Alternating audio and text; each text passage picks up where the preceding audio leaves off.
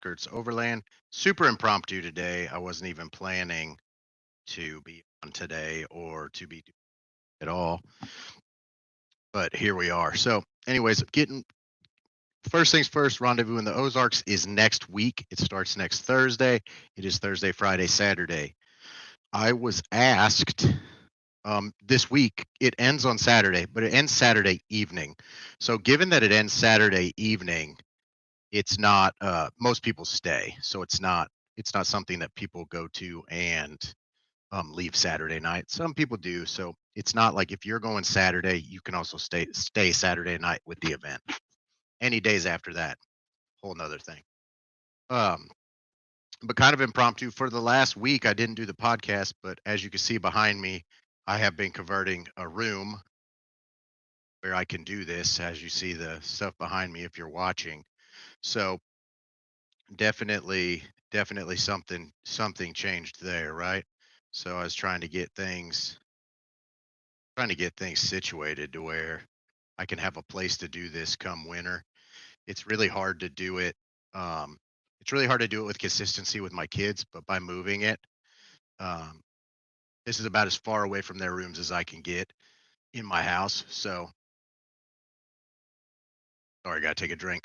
So by bringing it out here and doing it out here, this is something I could facilitate doing, you know, after they're asleep and stuff, so I can keep a little more consistency. Because again, I still see a lot of value in doing this just, versus just the candid ones, the candid off one offs. So, but that being said, like I said, Rendezvous in those Arcs is next week. I will be leading a couple trails with Midwest Adventure Outfitters. So go ahead and give Midwest Adventure Outfitters a follow when you get there. Go to their booth. That's where signups will be. If you come on Saturday, I may have already done both my trail rides by Saturday. I can't tell you that that's going to be for a fact.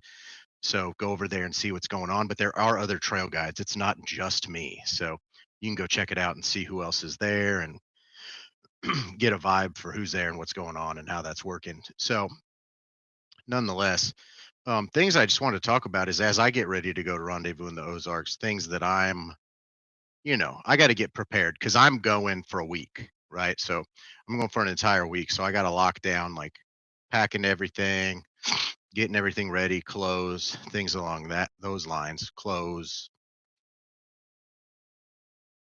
owls, toiletries, because there are showers at the event. Um, just stuff like that, socks, underwear, all those things, making sure they're all in line. I talk about it often that I've got a really good setup to where I am ready to go all the time, but that's not for 6 days. That's for 3 days, most 2, 3 days. So this is a little bigger trip to plan for. There's a lot more going on as far as just needs for that stuff. Like nothing else really changes as far as my truck's concerned. The one big thing that I think that I've changed recently is me and Jen got new chairs. I'm constantly in this fluctuation of chairs where I keep wanting I keep wanting a chair to work better for me and I just perfect for me if that makes sense. Wanting one that works better. So I got a Kilos gear one and she got a Eno like the hammock brand. So we got two different chairs. They're mid-size, so they're not so big to lug around. Hopefully, we're in hopes that those are helpful. I also got a footrest with mine. Mattered to me. Um, but yeah, just getting stuff ready, and some of that is getting the house ready to be gone that long too. It's like a vacation. I'm gonna be gone six days. Well, I'm gonna be gone 7 days, 6 nights. Yeah, 7 days, 6 nights. So getting stuff ready. Obviously, we did the maps was the last podcast, so I've got a lot of that planned out. That's all ready to go and has been somewhat planned. So that's there, and you guys can pay attention to that. But other than that, like I said, just getting the house ready, making sure I don't have like a lot of food in the fridge. Like this is something to talk about. Like don't have a bunch of food in the fridge. Get the fridge cleaned out. Make sure the dishes are done so I don't come home to all these freaking terrible smells, dead bugs everywhere type thing. Make sure you leave your air conditioning or heat on or put it on auto in case we're kind of in this in between time. Those are things to do to make sure that you're preparing yourself appropriately for what you're about to do and what it's about to entail. So those are things to just pay attention to and make sure that you're thinking about. Let your wheels turn about a little bit. Sunscreen. Maybe it's gonna be hot, maybe it's gonna be cold. I won't be taking my diesel heater, but it might be needed. I don't know. It's hard to tell. We're gonna be sleeping bagging it. Um, yeah, just different stuff.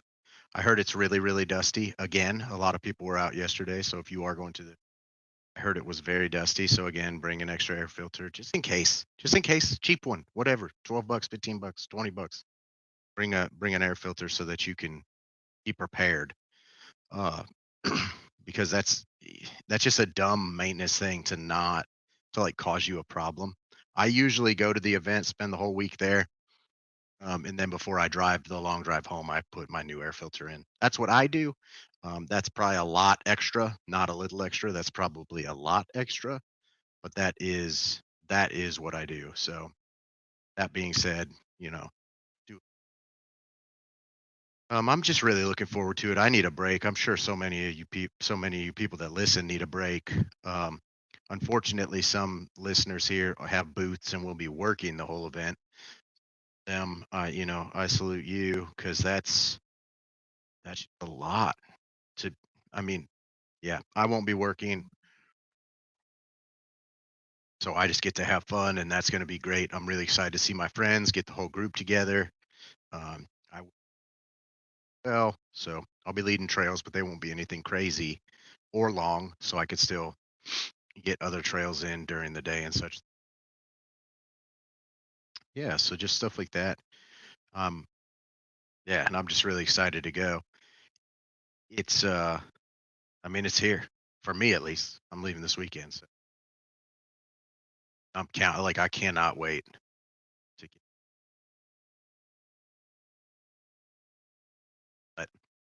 my friend Tyson. Well, Tyson's been on the podcast numerous times at this point. So Tyson finally got his solar set up, so his solar's working. So that's good. We were going to talk about that slash are going to talk about that at some point. This podcast right now, right here, is not planned by any means. I just got it all set up. I had a few extra minutes. I was like, let's rip one out. Just get one out this week because I didn't last week. Talk about, I was redoing this room. I was getting things ready for Rito. My truck's ready. It's clean. You're cleaning rooms out and reorganizing things and getting the truck ready. And then I have still have the kids and the Subaru still needed cleaned and just lots of stuff going on there. One thing I would talk about that I found quite interesting lately is I have been diving into just because I'm bored. Like I'm kind of bored with overland YouTube content at the moment. Um, Not for any other reason than it's not appealing to me anymore. Because I already, I do it and I do it frequently. So watching other people do it, I'm kind of like, I just do it. It used to motivate me more to get out, but I've made it a real point this year, specifically this year, to get out as much as I possibly can.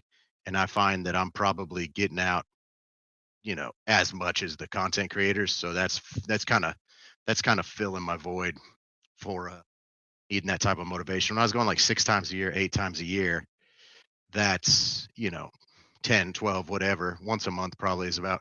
I think I've gone like 30 times. What is it? It's October now. I think I've gone like 24 to 30 times trips, lots of nights. Um, over 100 nights for sure at this point or close to. So it's just not feeding it.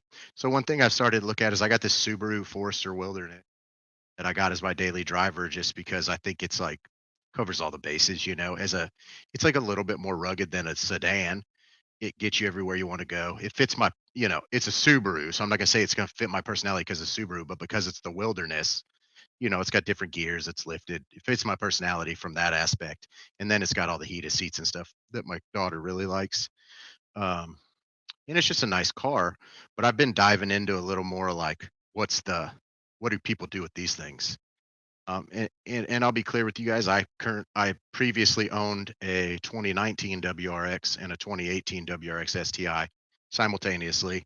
So, and I raced my STI. It was fully built, 500 wheel horsepower STI. So I like Subarus. Um, always like Subarus. So I'm familiar with Subarus. This Forester has a 2.5, just a naturally aspirated version of what was in my STI, and the WRX has a 2.0 liter turbo. Either way, I had both of them at the same time and had a lot of fun with those. So naturally, when I was looking for a daily driver, the Forester, the Forester Wilderness, Outback Wilderness were the Ascent were things I was looking at as a family car.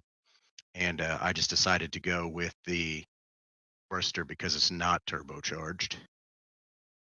Because if you guys have known me for a long time and are following, you know that I went through multiple iterations um, with my WRX, my STI, and lots of work, and they do blow up, and they have some oiling issue. Not in stock form, but when you take the horsepower and literally triple they do start to have some problems. The car was running, I don't know, 39, 38, 39 pounds of boost. So you get problems. Except sub brakes. When you're racing, stuff breaks. Um, Nonetheless, I've been looking into this, getting back into like the Subaru forums and stuff, and just seeing what people are doing with these Subarus. And I have got to get this thing out to some events. Um, I just have to. I've got a fridge in the back. I've got dual battery in it. I've got Sidio crates. I actually moved up to Sidio crates, SIDIO. They're like a name brand crate kind of, and they're what I organize with in the suit. And they're awesome. I like really high quality. I'm kind of that guy that's like, I want to have like the nicest of something, and those Cydio crates are super nice. It's got the basics. I could get it out and camp out of it for sure, and I got to get it out because I think that's a completely and totally untapped market, and I still come with all the experience from doing it in a truck for so long. So I'm interested to see if there's any.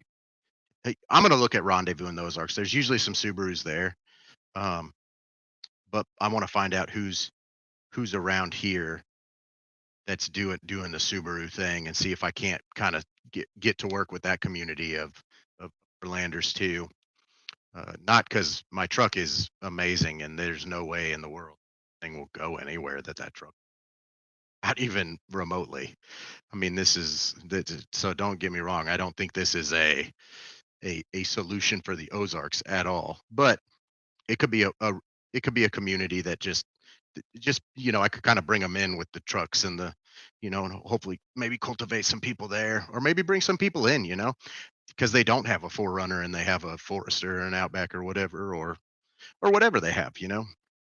See people doing it with Honda Pilots too, and Passports and stuff like that. There's definitely a crossover SUV, not like crossover like that's the segment of car. It's like a crossover SUV, but there's people doing it, and I feel like they're a little bit more of they're not a Jeep, a Forerunner, a Tacoma, a Frontier. They're they're a different. They're a little different. They're unibody. They're not full frame. They're just different vehicles, and they won't do. I mean, this thing won't even think about doing stuff that my truck does at all. But I don't really know what it is that these things will do, and I might be spend some time this year finding out what that is. But I do not want to like my truck. My truck's like ain't no care, like that's the like dent it, friggin' whatever. I drive this every day and I just bought it. It's brand new, so I do not want to tear it up at all. So it might lead me to more, chill stuff. But some obstacles, I never know what a big obstacle is. Your perception, everybody's perception is different. I'll always look at an obstacle out of this thing, what it could do, and it's not an obstacle in comparison to my dual locked Tacoma, dual air lockers and the whole nine. I mean, it'll do a lot. This will not. One thing this has is super cool though is front facing camera, which anybody could add to anything. I could put one on my Tacoma. I do like it. Uh, so that's nice. So at least I can know before I wreck the hell out of it. But yeah, that's something I've been looking at and it felt like would talk about a little bit more. I talk about the Subaru. I don't really think I plan to. I mean, it's got a dual battery, it's got a fridge. I talk about it all the time on here. Like, I think everybody should have a fridge in their car. I think it pays dividends across the board. And I would be a hypocrite to not have one in my daily driver when all I talk about is everybody should have one. I mean, my dad has one in his truck. He doesn't off road it. Like, they're great to have. So I have an IceCo in this and an Anchor power station, not a dual battery, the Anchor power station that I charge through the car and my crates, and I've got I got my first aid kit in this, like stuff that I put in every car. But I do think there's a little bit. I mean, I do think this will do quite a bit more. I think it will surprise me. It'll do more than I think, and maybe I'll get some people out in these things and have some fun. I think it'd be a good time. And see what these are about. But again, I don't plan to looking at it right now. It's like in front of me, but I don't plan to tires on it. Maybe crazy with it. So, but if you're out there and you're a Subaru person, I'm interested in how many Outbacks and like just crossover SUVs, Rav4s, Super Honda Pilots, Honda freaking Kia Sportages. Like, I don't see a whole lot about it, so I've been taking in a little bit of content about them because that's like that might be a whole group of people that I could kind of bring in. And not that I want to bring them to poor financial decisions, but maybe I can bring them in, get them a little bit of experience, and then they want to get into something that's a little more capable, full frame vehicle, Forerunner, Tacoma, New and Cruiser, like something along those lines. But everybody's got to start somewhere, and like we always say, like drive what you have. That's the best thing to drive. So, and I think a lot of people have those Rav4s.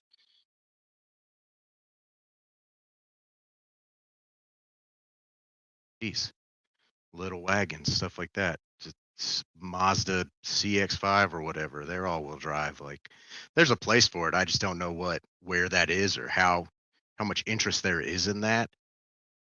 Again, it doesn't matter what car I drive. I come with the same 20 years of experience regardless.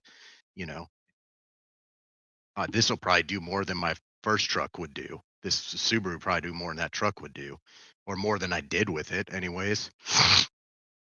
So it's not like I don't know.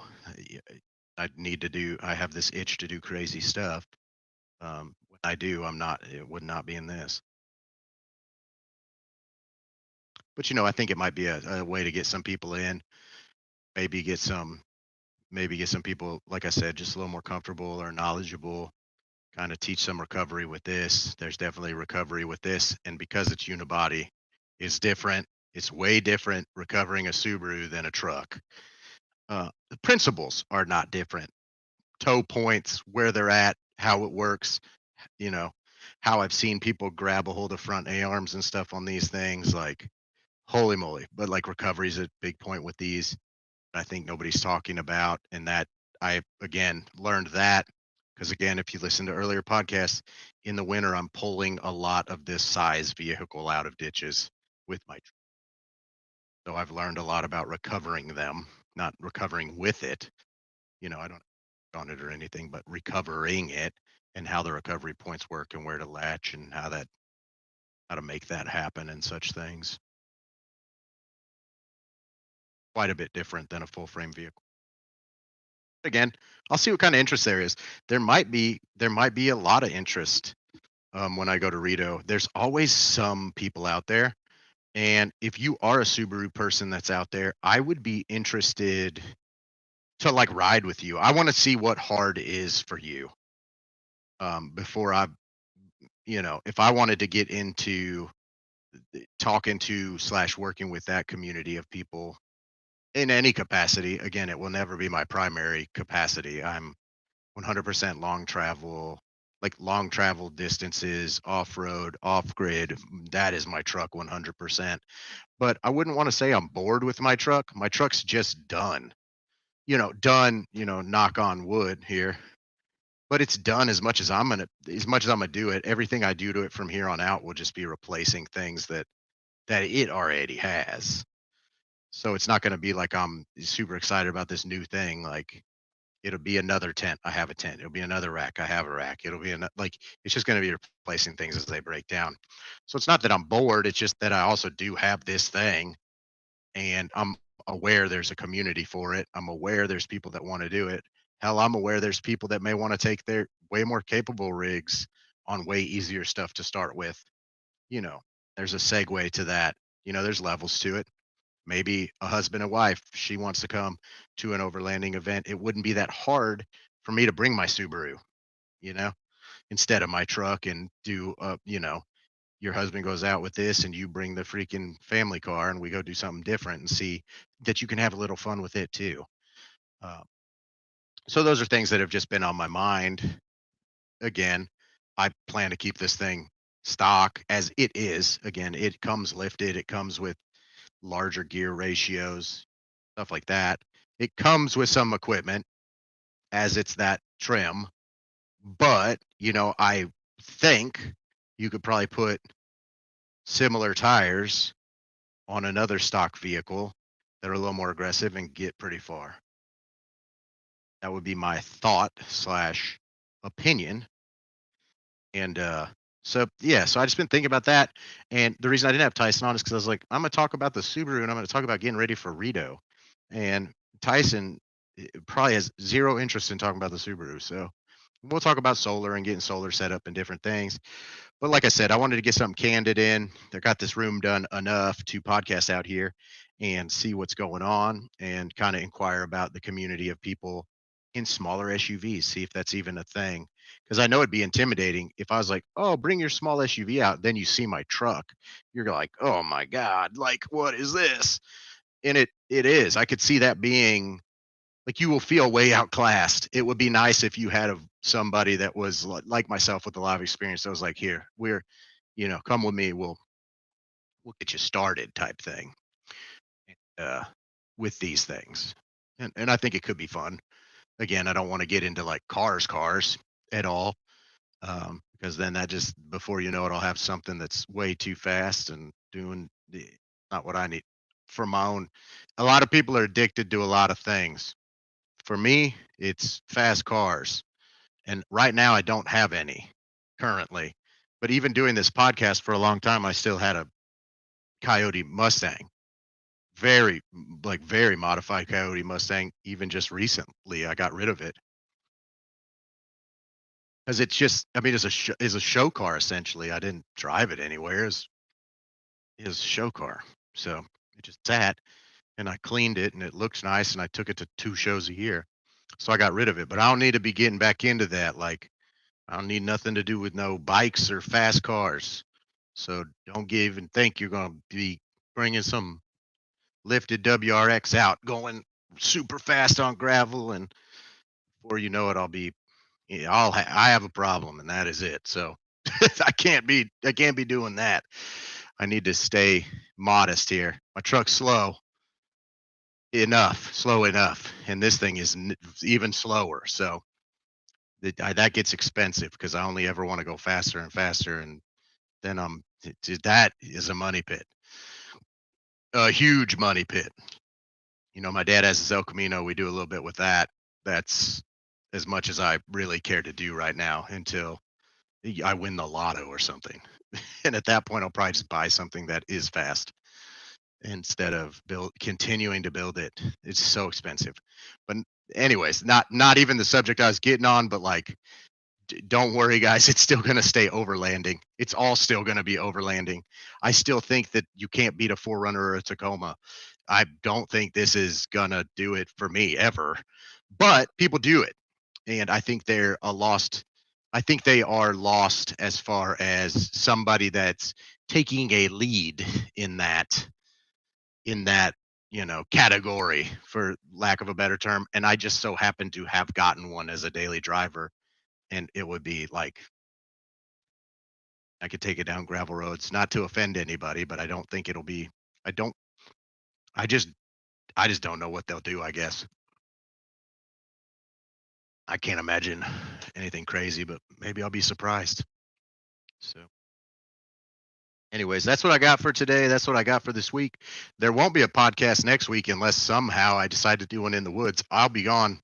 I'm leaving this weekend, so I'll be gone. And then, if time allows, potentially, this is very slim chance, but if time was to allow, me and Tyson might get on and talk about how we got his, kind of what the process we went through to get the cords and splice them and things to go.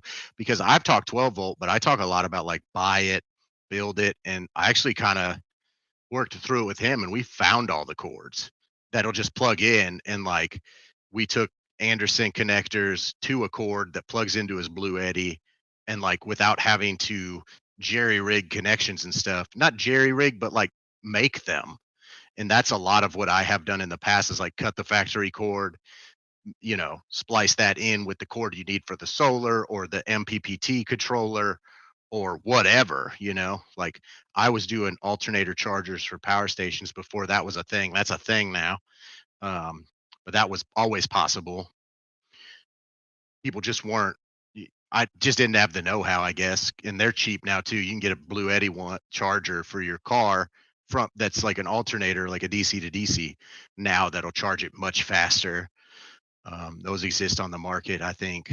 EcoFlow and Blue Eddy have them. Again, I have all Red Arc in the truck now, and that's just where I'm at in my journey. It's bougie, but it's where I'm at. So yeah, I'll just leave that there. As time goes on, some things you're just like, yeah, it's just better to do it that way. And so yeah, we'll talk about the solar thing. I kind of want to get on here candidly and be like, hey, I'm packing. Make sure you're taking care of your house. Don't leave dishes in the dishwasher. Pack all your stuff. Be prepared for more than you're going for. Leave your air conditioning and heat on in your house. And Subaru slash small SUV potential. Who's out there? Hopefully you find this. Maybe you don't find it. I don't know. Is there even people that are interested in that? If not, I'll keep grinding what I'm grinding now. If there are people that are interested in it, I'm more than happy to start getting involved, is all I'm saying. And I'll leave it at that. And I will catch you guys in a couple weeks or see you next week at Rendezvous in the Ozarks, hopefully. I would request that none of you take any incriminating videos of me, as I will be in probably many incriminating situations. So I'll catch you guys later and have a good one.